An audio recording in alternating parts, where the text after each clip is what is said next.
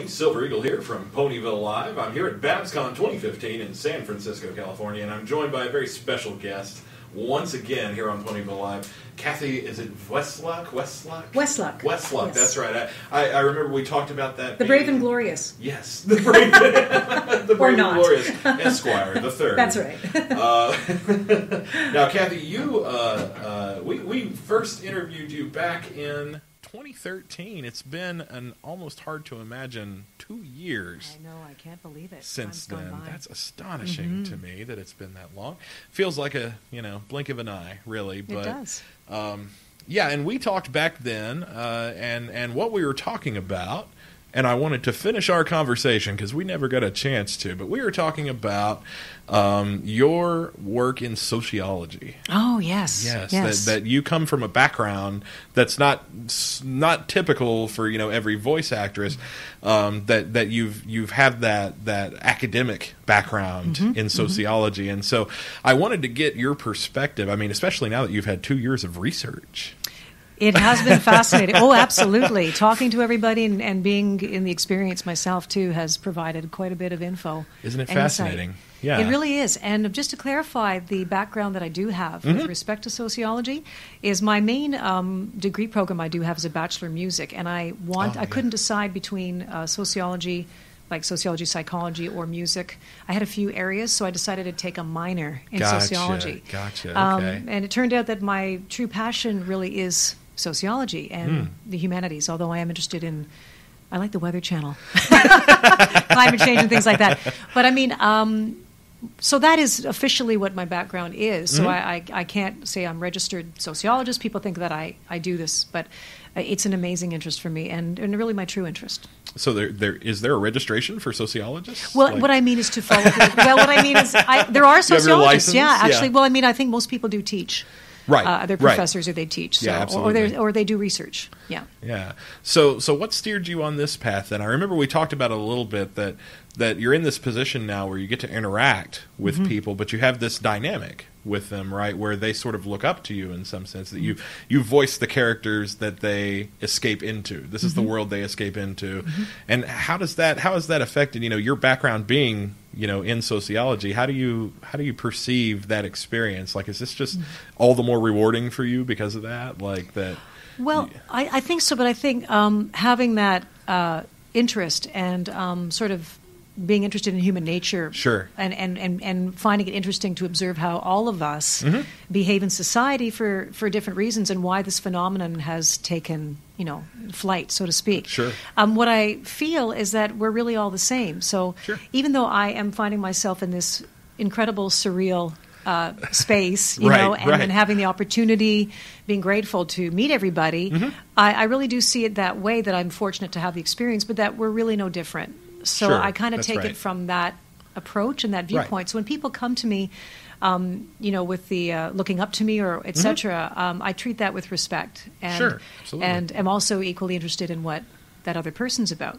So then we have an actual conversation as to how each person is interacting and what it means to them as much as what it means to me. So this is a dialogue as equals. Absolutely. Right? Yeah, absolutely. And every one of us has talent, interest, things we're good at, even if it is interacting with other people. It doesn't have to be an actual skill. Yeah, for sure. So your skill in the form of My Little Pony, I guess we should back up one step and introduce the crowd here.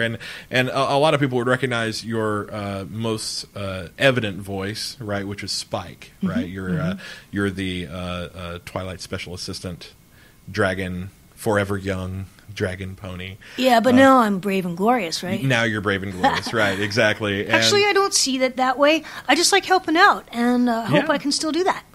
Absolutely. Yeah, for sure. And you even you featured in this morning's season 5 premiere, which we can now talk about today. We can now talk about because we saw it. Yes, that's true. Happy season 5, everybody. Happy season 5. Yes, the long hiatus is over. Yes, and you are back, reprising your role as Spike. Yes, I am. Very good, very good. We didn't suspect Spike would be gone or anything.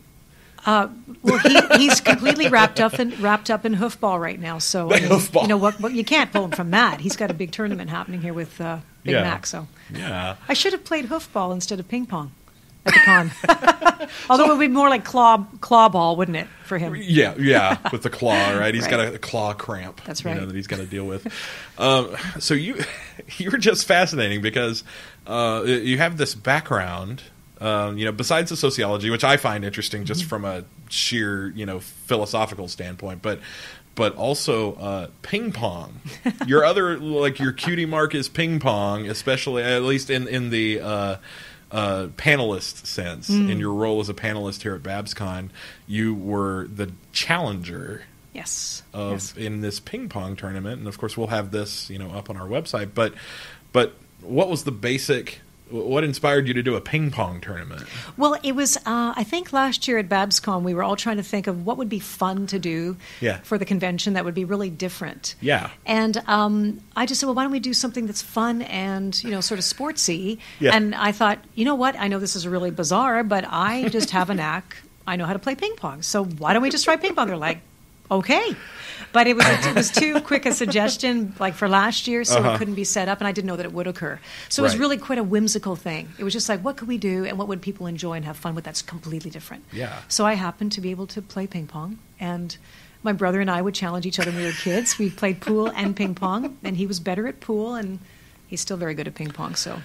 Yes. He was my impetus. And as are you from a skill level standpoint, I believe. How many people were able to actually beat you in the tournament? Wasn't it just 2? It was 3 people, Three total, and you had a number of challengers. I did. We went for an hour, and I don't even know how many people. I couldn't even count how many came, so I really don't know. Yeah. There were several challengers. Yeah. So your track record was pretty good. Well, I didn't know who I was going to get. I thought, there's probably going to be a lot of challengers, but it was nice to be able to play with everybody at different levels too. Yeah, exactly. Fun. The very different skill levels from the aggressive to the laid back, and just exactly. So this begs the question, perhaps, what else is there that you do that's super exciting that we don't know about? Super exciting. Well, that's relative. That's relative. Whether it's super exciting or not. As far as fun things that I like to do that people don't know, I do play a good game of pool too, but maybe that's next year. Oh, no kidding. But as far as just basic sports that I'm interested in, I do like to play tennis, and I love watching tennis. Sure. I know people are talking about hockey, and dare I say the Canucks, they're coming up. Boy. I've watched the playoffs and that too, but I do like golf. I like to cycle. I'm a nature baby. I like to basically just sort of go to the quiet places, and I love nature and animals. And so even though I'm on Twitter, which I'm happy to be on, I'm not a real, seriously, I'm not a big Facebook person or anything like that. Sure, not that I am against it, but I I find that if you follow the silence, if you have a little bit more of that in your life, whatever that is for you, because some people can be busy and feel like they're meditating. Sure. Then for me, that's really important, because for me, then I'm able to sort of sense what's around me and really connect with who I am, and then try to be as authentic as I can when I'm relating with other people. And I think we're in a world of distraction right now, and we miss out so much intrinsic, important connect. And I think it's extremely important and healthy. Anything else exciting? My background is music, so I used to compose. I've won a few competitions as a composer and a singer back in the day. Really? So I know we keep hoping that Spike's going to sing, so I'm like, I can do it. But he did the once. Yes, we did the once. That's right. We did the once. I don't know if we get to count that. I don't think we can. No, it was more. It was adorable, though. It was sweet. His little improvised. Yeah. I forgot the anthem, kind of thing. I think his lines were, "Oh no, she wouldn't," or something. Oh no! I'm talking. You mean the other part, and games. we're super fast, and we're really good at flying. That's right. Well, I did a little bit of that here at the panel. I know. I saw that too. That was fun. That was really fun. Yeah, that was awesome. So music is one of the things I love to do too. Absolutely. Yeah. So you have this interest, and it seems like a big common theme here is the sort of inner serenity, finding peace, right? Finding kind of your happy space, right? And being closing off some of that, millennial era distraction that we have. So does that play into your work? Do you sort of, before you go into a voice role, do you find your center? Well, stop for a there's moment? no real method that we do, especially if we're veterans. We sort of now just have an unconscious rhythm, I guess, that when we come Sure. in and we get our scripts and we look at them a day or two in advance, and it's always exciting because we have new challenges. Right. But for me, I try to apply it day to day, moment to moment, because all of us have moments where we feel more anxious, or we're overwhelmed with volume, or we're just plain tired, or we have to and want to interact with loved ones or friends who are also going through crises, and you're going to have that if you're alive, Right. and Yes. you're human, you're going to have it. So, because I think having I'm going to start to date myself now, but if I go back to the days before internet. I mean, I existed before internet, right? I know. Ooh. What was it like? It must have been so boring. Well, no, actually, it was really enriching. It was really enriching. No, I'm but sure. no, but some people would think that, no, Right. truthfully, and that's having only fair. had that That's perspective fair. of having Sure. lived with it, right? Yeah. So, to have seen what's morphed and how that's evolved, I mean, I'm really grateful to have Skype. I can be in touch Right. with my extended family, so that's a new thing for me, and I love that aspect. But what I worry about is that parts of it we replace with actual true connection. Sure. I mean, it's wonderful that we can friend each other and yada yada, but I mean, really making the connect to be there in person, or to, I mean, even holding a book or writing an actual letter has a Right. different appeal or feeling that many people in the new generations would not know. They Sure. it's not part of their world. Yeah. So I hope there's a way we can find balance. Right. Where we can use technology as a tool but not miss the tactile one-on-one that I think is really important in developing relationships and knowing ourselves. Yeah, and I think the really interesting, the how that applies here, perhaps an interesting idea is that this community, this fan base, is one born of the internet. Absolutely. But yet True. here we are building human connections as a product of it. Absolutely. Right, that this transcends that, and we are both, a lot of us have internet friends, a lot of us have big social networks and Twitters and all of that, but yet we will fly across the country. And that's to what be I think. around each other. That's what I think is the beauty of this phenomenon. So there you go. It's true. Now, is Yeah. it the chicken or the egg? Right. You see, people really are people who were on the internet. Are they? They saw the show. So is it? Do they feel? Oh, because of the show, it's something I'm missing. So Right. now that activates the visceral in me to want to reach out and fix that, or add to it, which is to, well, I'm online, but what I really want to do is now really connect. Right. So through being online, now we're meeting at conventions, we're actually having friends, and we're tactile, we're one-to-one. Yes. We're sitting in front of each other, we're flying across the country, and now we're in front of each other. Yes. And some people are marrying each other, they're meeting their partners, they're developing charities. Like, Yes. this is incredible. So maybe, could it be that we've missed what the show offers in real life? And now we're going to actually, do it, and now we're going to go and make sure it happens, where we connect again. Yeah. Is that what's happening?